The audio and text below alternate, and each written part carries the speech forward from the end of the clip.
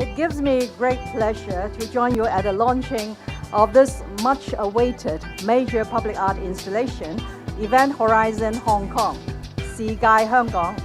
First of all, I would like to extend my warmest welcome to Sir Anthony, the world-renowned Turner Prize winner from Britain, who conceived Event Horizon, and to thank him for choosing Hong Kong as the first city in Asia to embrace this significant project.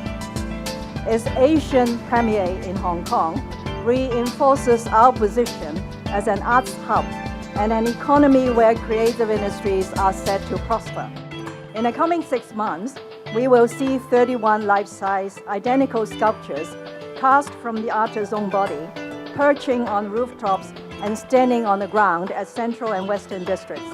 These solitary figures will look out into space to question the relation between the built world and an inherited Earth. The Hong Kong Special Administrative Region Government warmly welcomes the installation. Numerous government departments have worked behind the scenes to facilitate the mounting of the sculptures at building tops on government and private buildings, to ensure the necessary approvals are granted in time, and to prepare to answer queries and worries from members of the public. So I'm sure Bob would not mind my taking this opportunity to thank them one by one. So bear with me for a while. I want to thank my civil service colleagues from Home Affairs Bureau, Architectural Services Department, Buildings Department, Fire Services Department, Government Property Agency, Highways Department, Home Affairs Department, Hong Kong Police Force, Lands Department, Leisure and Cultural Services Department, including the Antiquities and Monuments Office, Post Office, Planning Department, and Transport Department.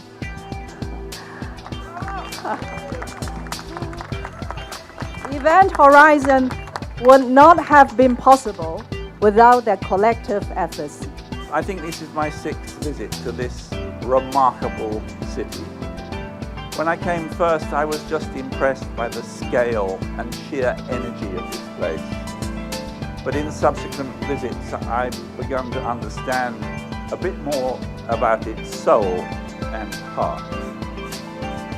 The fact is that something like this doesn't happen unless people want it to happen.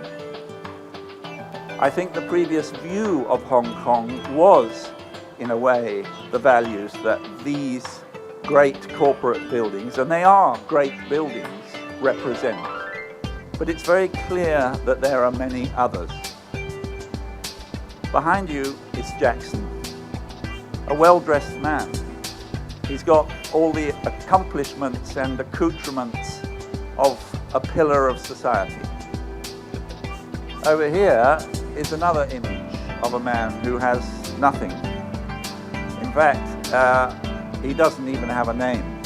I have to thank the citizens of this extraordinary town for welcoming these 31 strangers. They're silent. Some of them are quite distant from us on the ground.